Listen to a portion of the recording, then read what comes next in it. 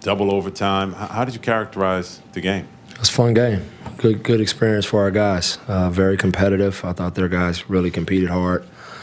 Obviously, Zach LaVine is a serious handful. But I was really proud of our effort. Came down to point one, and we didn't get the break. Coach, no turnovers in the fourth quarter, some critical miscues in the overtimes. How much was mental fatigue a factor during that? Oh, I played guys way more minutes than they're used to right now. A lot of guys ended up playing a lot of minutes. But those guys were playing well. And I just said, you know what, let's go after it and see if we can pull this win out. And, yeah, some of that stuff was mental fatigue. Both sides, actually. Both teams had their fair share of miscues. Coach, you talked about minutes there. Do you see it as a challenge going forward when Tim and Kevin come back healthy? Do you see it as a challenge giving out minutes and figuring out how to set up your No, it'll work itself out. That'll work itself out. We've already been planning for all of that stuff.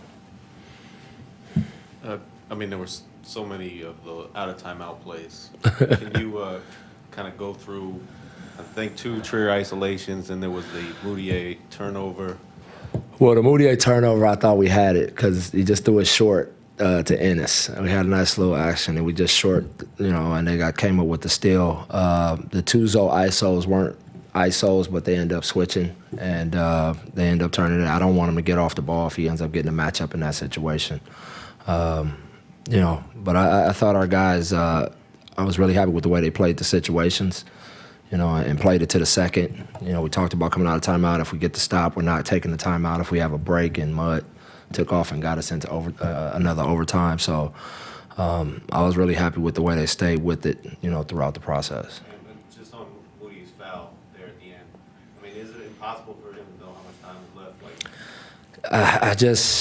And I haven't even seen the play, to be honest with you. I just was hoping at the time it ran out. It seemed like kind of as the game went along, especially in the overtimes there, everything kind of devolved a little bit. For who? Huh? For who? For both teams, because it seemed like it got sloppy. I think it was for what he was saying. I think all of those guys ended up playing, all of those minutes. And I think this early in the season, a lot of guys probably aren't used to logging those kind of minutes. And so I saw both teams kind of had their stretches of mistakes, Coach, Tim out, back-to-back.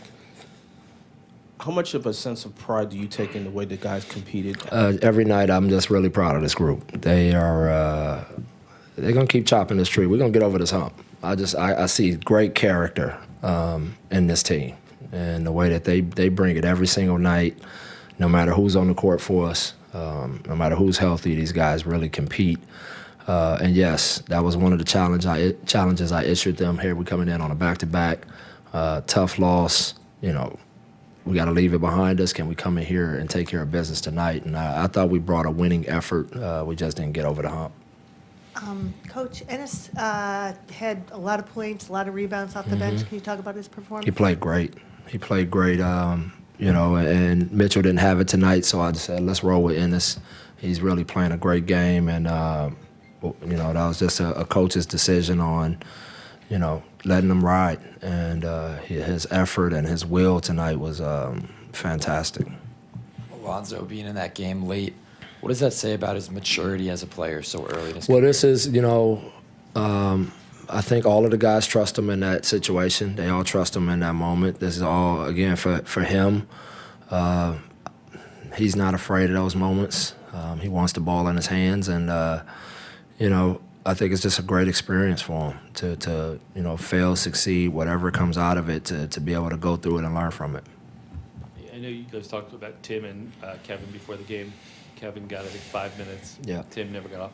What was the status with them? Could Tim have gotten in? Or Nah, Tim couldn't have played tonight. Yeah, that thing didn't crank up tonight. And again, Kevin, I just wanted to get his feet wet.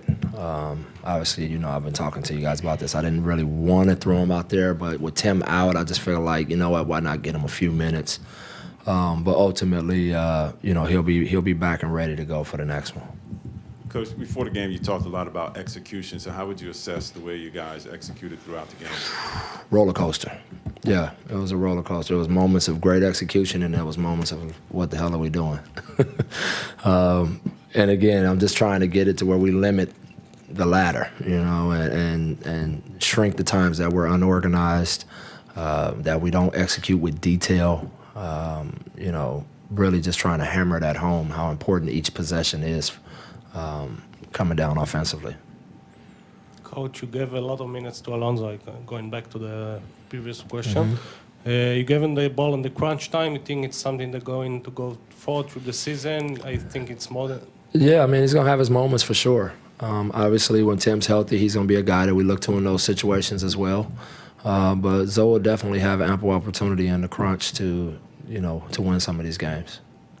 But that Cantor three at the end of the first overtime, it looked like it was on the line there for a little bit. Like, what were you thinking? It was in the air, and was it designed for him? He was kind of like the third option of the play. The first one was Dot looping over the top. Then we had Zoe slipping out and streaking up the court, and both guys chased Dot. And Mud made a great pass to Ennis. And in that situation, with that much time, you're just hoping that you get a clean look. And, Ennis is one of our better bigs from shooting from there, so at least we got to look at it. Yeah.